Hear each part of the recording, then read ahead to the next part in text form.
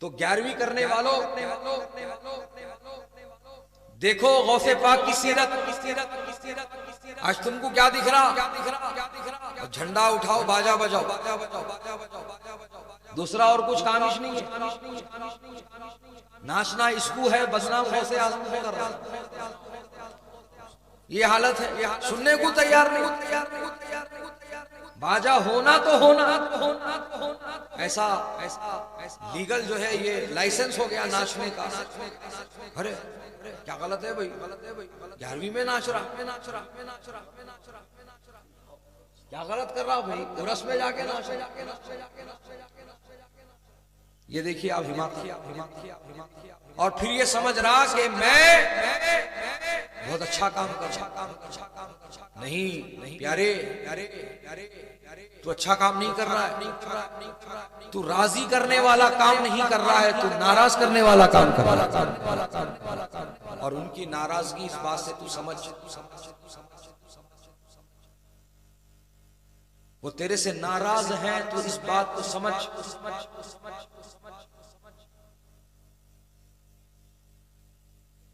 کہ تو جھنڈا لے کے روڈ پہ نکلا، ڈانس کر رہا.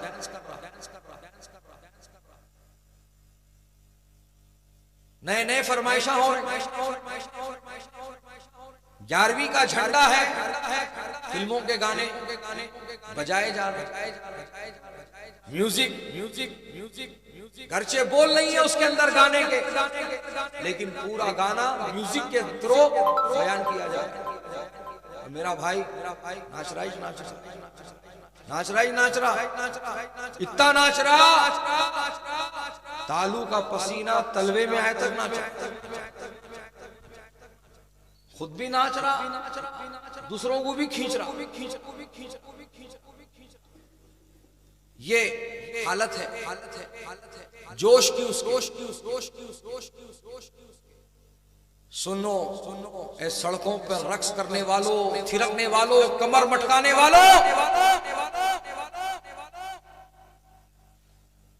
سرکار غوث پاک تمہاری ان حرکتوں سے راضی نہیں ہو اور ناراضی ہوں گے. غوث پاک کو راضی کرنا ہے تو نماز پڑھنا ہوگا، قرآن کی تلاوت کرنا ہوگا. غوث پاک کی نظر کرم چاہیے تو والدین کی خدمت کرنا پڑے گا، والدین کا فرما بردار بننا پڑے گا. غوث پاک کی نظر کرم چاہیے تو تمہیں نبی کی سنتوں پر عمل کرنا پڑے گا. غوث پاک کی نظر کرم چاہیے تو تمہیں جھوٹ، غیبت، چغلی سے بچنا پڑے گا. غوث پاک کی نظر عنایت چاہیے تو جوا سٹا چھوڑنا پڑے گا. تمہیں غوث اعظم کی نگاہ کرم چاہیے تو زنا چھوڑنا پڑے گا. تمہیں غوث اعظم کی نگاہ کرم چاہیے تو تمہیں بدکاریوں سے توبہ کرنا پڑے گا. تمہیں اگر غوث پاک کی نگاہ کرم چاہیے تو تمہیں تمام برائیوں سے دور ہونا پڑے گا، سود انٹرسٹ چھوڑنا پڑے گا. حضرات محترم، جو اپنے تمام اعمال کا محاسبہ کرے گا اور قرآن و حدیث کے مطابق جو اللہ نے حلال کیا ہے اس کو حلال سمجھ کر اس کو اپنائے گا، اور جس کو حرام فرما دیا ہے اس کو حرام جان کر اس سے دور ہو جائے گا، اس پر غوث پاک کی نظر کرم ہوتی ہے، اس پر غوث پاک کی نظر عنایت ہوتی ہے. سنو غوث پاک کی نظر کرم کی بات آ گئی ہے تو میرے غوث پاک کی یہ شان ہے کہ میرے غوث پاک اپنی خاص توجہ کسی پر فرما دیتے ہیں.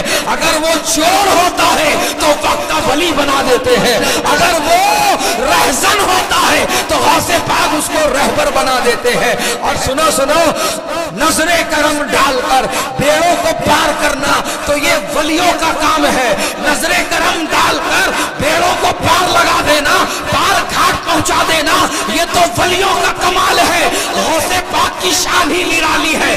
غوث پاک جب کسی پر